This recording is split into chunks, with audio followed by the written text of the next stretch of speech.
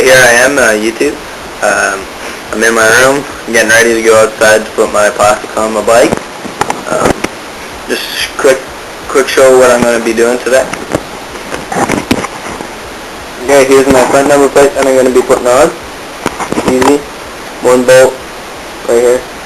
Hose goes in there and just goes around the bars.